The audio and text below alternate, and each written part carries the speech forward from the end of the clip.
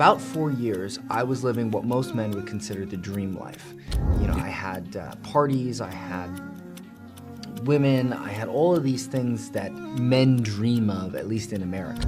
But I wasn't happy. Every night I would go home and I would just wish that I had my family. I did not think I could get any more depressed until the day it happened. I noticed that my ex-wife suddenly had this sense of peace and she just seemed happy.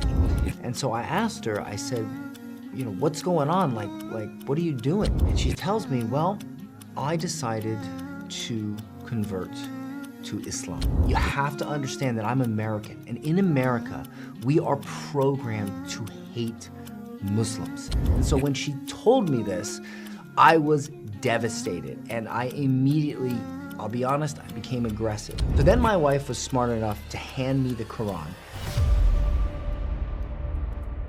I used to think all Muslims were terrorists. 3 years ago, I became a Muslim. I'm 38, white, and from the United States. And in this video, I'll cover what changed my mind about Islam, the hardest part about converting, and what I believe now about Islam that I didn't before. 7 years ago, I went through a horrible, devastating divorce 6 months after my son was born. At the time, I had a very successful business, and so I did have money, but I was extremely unhappy because the divorce just completely wrecked me. I believe that God sometimes gives you things like money to test you, to see what you do with it, and I obviously failed. About 4 years, I was living what most men would consider the dream life. You know, I had parties, I had women, I had all of these things that men dream of, at least in America. But I wasn't happy. Every night I would go home and I would just wish that I had my family. I would feel this emptiness in my chest after, 7, 8, 9 hours of having fun. I would just not be happy. And I knew that at the end of the day, something was missing in here. I did not think I could get any more depressed until the day it happened. I noticed that my ex-wife suddenly had this sense of peace and she just seemed happy. And so I asked her, I said, what's going on? Like, what are you doing? And she tells me, well, I decided to convert to Islam. Now, full stop. You have to understand that I'm American, and in America, we are programmed to hate Muslims. Every TV show, every movie, every time you see a Muslim, you see an AK-47, Allah Akbar, just paints a horrible picture. And so, of course, I hated Islam. I hated Muslims. I thought they were all terrorists. And so when she told me this, I was devastated. And I immediately, I'll be honest, I became aggressive. I said, don't you dare teach our son that stuff. I threatened to take her to court. I was gonna spend every penny I had to try to take my child back so that he would not learn Islamic teachings or anything about being a Muslim. It was a really hard time for my family. So then my wife was smart enough to hand me the Quran, and she said, listen, read it. See if you find something you don't like. Now, I didn't tell her this at the time, but I've always been a big believer in know your enemy. And I had every intention to fight this, every intention to use every piece of information I could against her. And so I took the book and I thought, okay, I'm gonna learn about this religion. I'm gonna figure out exactly how to fight this because I do not want my son to be Muslim. Ain't no way, no how. So I started reading the book. And believe it or not, I didn't find much that I didn't like, but I was still very skeptical. And so I really thought about it. I really thought about it, and I read the family values, I read the things in it about being a good person and giving charity, and I thought, okay, all right, this maybe I was lied to. Maybe America, and at least the Western society, lied to me a little bit about Islam. Maybe this isn't quite what they told me it was. Maybe it's not that bad, but I still wasn't sold. I thought about it and I was like, well, wait a minute. If I send my son out into the world, if I send him to school, if I let society tell him how to live, he'll have a bad day and they'll tell him that he needs to dye his hair blue and become a girl. or an infinite gender or just something wacky that, look, if you thought I hated Islam, I hated that stuff even more. And so I thought about it and I was like, well, if he's Muslim, there ain't no way that's gonna happen. If he's not Muslim, it could happen. And so I thought about it and I was like, trans-Muslim, trans-Muslim, trans-Muslim, Muslim. So I called my wife up and I said, listen, you can teach him Islam. And she was absolutely shocked.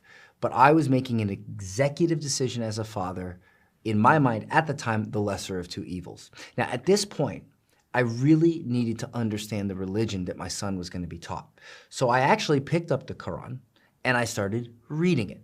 I started going to the mosque, to these little events they would have, you know, like the children's events and the bazaars and whatnot. And I noticed that there was so much in the Quran that was amazing. Don't forget to like, subscribe, and share if you admire the content.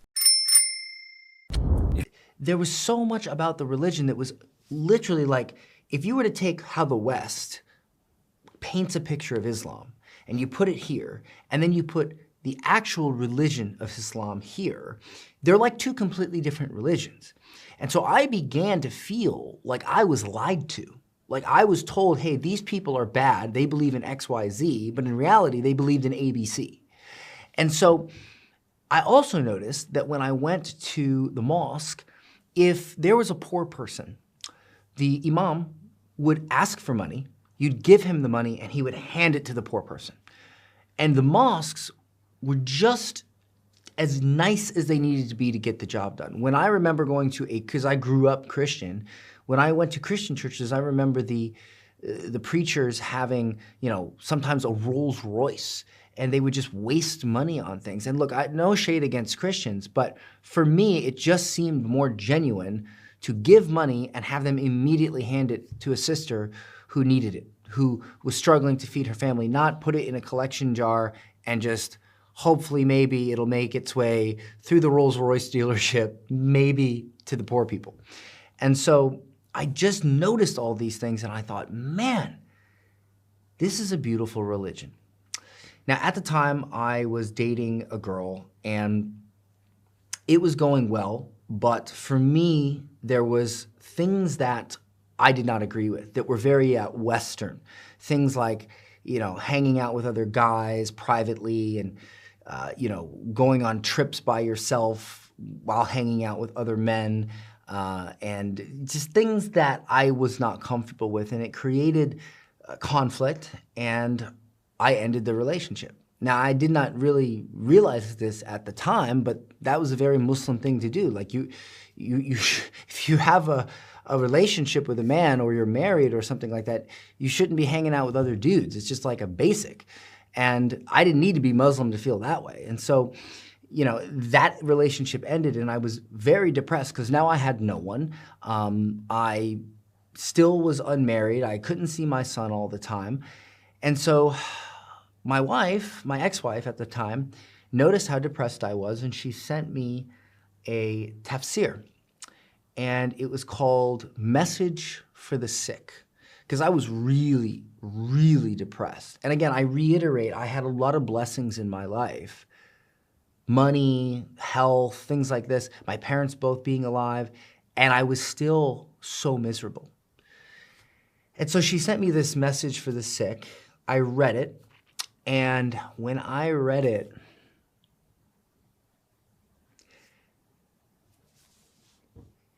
it just made everything come together for me.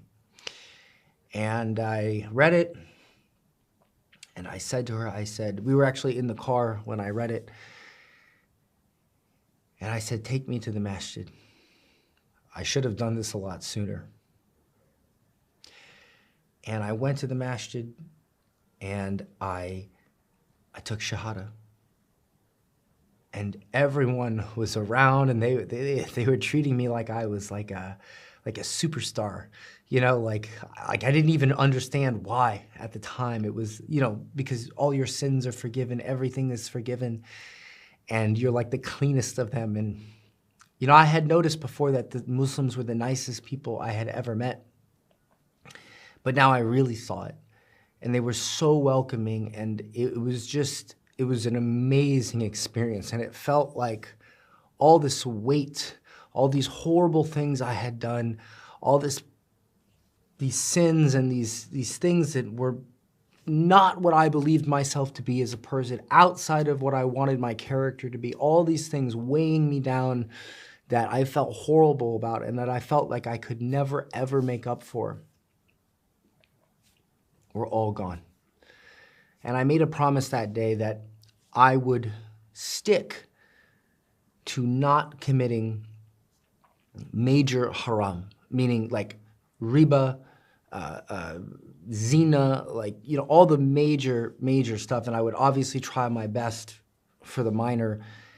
And I would just try to keep that slate as clean as humanly possible, because that I never thought I would have that chance. I never thought I would have that chance to start clean again.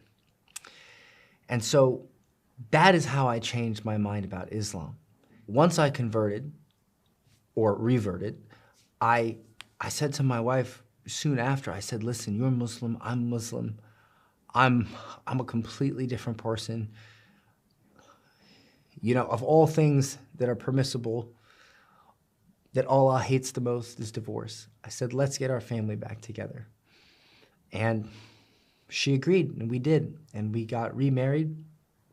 We went to the masjid, we did nikah, and then we spent some time in the US. We moved to Costa Rica for a couple years, and then we moved here to Dubai because we wanted to live in a Muslim country where we could easily find halal food and we could easily go and pray. And it's been an amazing life ever since. And I'll tell you, the hardest part of converting was my family. It was convincing my father not to hate me, because again, American, programmed to hate Muslims. My father is Christian, and let me tell you, he was not happy. It was not a good experience. And over time, I've been able to show him some things that make him question why he and others hate Islam so much. Because I really, truly don't blame him or anyone from America that hates Muslims. If you're watching this, I don't blame you. You were told to hate Muslims. You were programmed. Like, how could I possibly blame you? You grew up and you were taught these people are bad because of A, B, and C. And guess what? A, B, and C are just not true. And do not confuse Islam with Muslims. Just because someone says they're Muslim does not mean they follow Islam. Same thing with Christianity. Just because someone says they're Christian doesn't mean they follow Christianity. Christianity is a beautiful religion. It's peaceful, it's kind. So is Islam. Do not take what people do and make that the religion.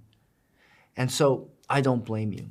That was the hardest part. And then finally, what I believe now about Islam that I didn't believe before is simply that it is a religion of peace. And if you truly follow the religion, you will have peace.